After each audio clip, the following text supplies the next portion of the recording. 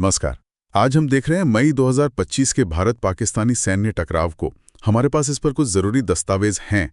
ये संघर्ष चला तो बस कुछ ही दिन, लेकिन था काफ़ी गंभीर।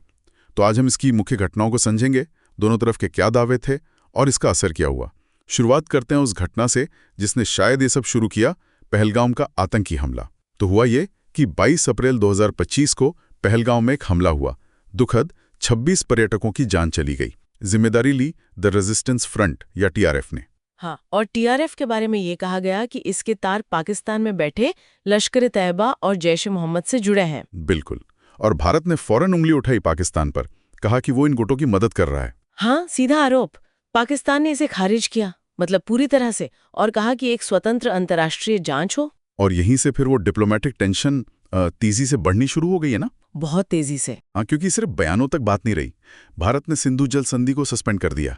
ये तो बहुत बड़ा कदम था। बिल्कुल, दशकों पुरानी संधि है वो, बहुत बड़ा कदम। फिर पाकिस्तानी राजनयिकों को निकाला, जमीनी सीमा बंद कर दी, वीजा रोक दिए। और पाकिस्तान ने भी फिर जवाब दिया, अपना हवाई क्षेत्र बंद किया, भारत के साथ जो ट्रेड था वो रोक दिया, और भारतीय राजनयिकों को भी जाने को कहा। तो मतलब जैसे को तैसा वाला हिसाब हो गया। हाँ, माहौल एकदम गर्मा गया। फिर आई वो रात 6 और 7 मई की। भारत ने लॉन्च किया ऑपरेशन सिंदूर। इसमें पाकिस्तान के पंजाब और आज़ाद कश्मीर में कुछ ठिकानों पर हमले हुए। हाँ, भारत के मुताबिक ये 9 कथित आतंकी ठिकाने थे और इन पर मिसाइलें और हवाई हमले किए गए। भारतीय अधिकारियों ने यह भी कहा कि उन्होंने सीधे पाकिस्तानी सेना को निशाना नहीं बनाया। उनका जोर इसी बात पर था कि ये हमले सिर्फ टेररिस्ट इंफ्रास्ट्रक्चर के खिलाफ थे। लेकिन पाकिस्तान की तरफ से भी फौरन जवाबी कार्रवाई हुई। उन्होंने इसे नाम दिया ऑपरेशन बुनियान अल मरसूस। अच्छा। इसमें उन्होंने जम्मू कश्मीर में भारतीय फौजी ठिकानों और हवाई अड्डों पर मिसाइलें दागी, तोपखाना इस्तेमाल किया और ड्रोन हमले भी किए। तो ये सिर्फ जमीन तक सीमित नहीं था? नहीं, बिल्कुल नहीं। नौसेना और वायुसेना की भी झड़पें हुई। दोनों तरफ से ड्रोन्स और फाइटर जेट्स गिराने के दावे हुए। भारत ने कहा कि उसने कम से कम 9 पाकिस्तानी विमान मार गिराए। और एलओसी पर खासकर पुंछ और राजौरी के पास बहुत भारी गोलाबारी हुई। इसमें सैनिक और आम नागरिक दोनों को नुकसान हुआ। और इसी में वो ड्रोन वाली बात आई है ना, ये शायद पहली बार था। हाँ, ये बहुत दिलचस्प है। ये भारत पाकिस्तान के बीच पहली सीधी ड्रोन लड़ाई कही जा सकती है। मतलब दोनों देशों ने एक दूसरे के खिलाफ ड्रोन्स का इतने खुले तौर पर, इतने बड़े पैमाने पर इस्तेमाल किया। तो ये टेक्नोलॉजी का एक नया फेज दिखा रहा है इस रीजन में। बिल्कुल, इसने उनकी सैन्य प्रतिद्वंदिता में एक नया आयाम जोड़ दिया है। खैर, ये सब चला करीब 3-4 दिन, काफी तेजी से सब हुआ। और फिर 10 मई को युद्ध विराम पर सहमति बन गई। हाँ, सीजफायर हुआ। कुछ रिपोर्ट्स थीं कि अमेरिका ने इसमें पीछे से कुछ रोल निभाया, अनौपचारिक तौर पर। हालांकि भारत का कहना था कि सीधी बातचीत से हुआ। हाँ, भारत ने हमेशा तीसरे पक्ष की मध्यस्थता का विरोध किया है। खैर, युद्ध विराम शाम को लागू हुआ। लेकिन शांति का फौरन बाद ही दोनों तरफ से एक दूसरे पर उल्लंघन के आरोप लगने शुरू हो गए। बिल्कुल, ये पैटर्न तो देखा ही जाता है।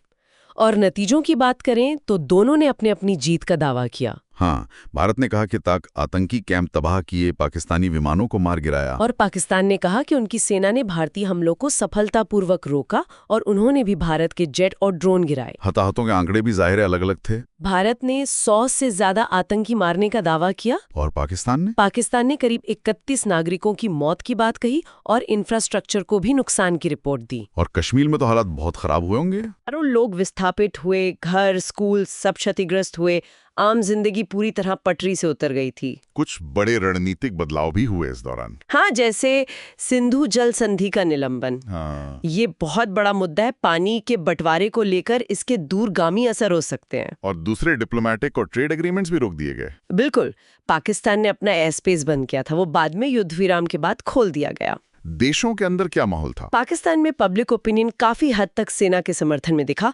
सर्वे आए कि 96% लोग इसे पाकिस्तान की जीत मानते हैं। और भारत में प्रधानमंत्री मोदी ने अपना स्टैंड दोहराया कि आतंक और बातचीत साथ नहीं चल सकते।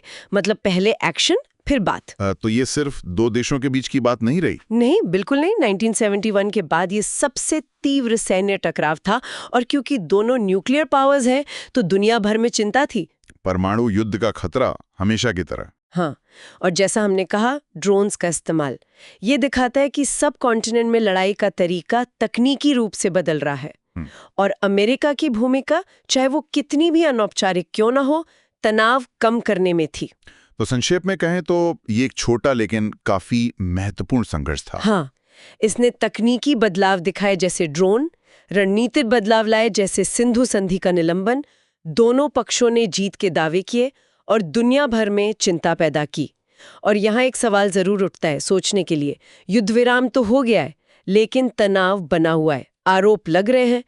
ऐसे माहौल में भविष्य में ऐसे टकराव रोकने के लिए कौन से विश्वास बहाली के उपाय, मतलब CBMs, वाकई काम कर सकते हैं, खासकर अब जब ड्रोन जैसी नई तकनीक इस समीकरण को और भी पेचीदा बना रही है।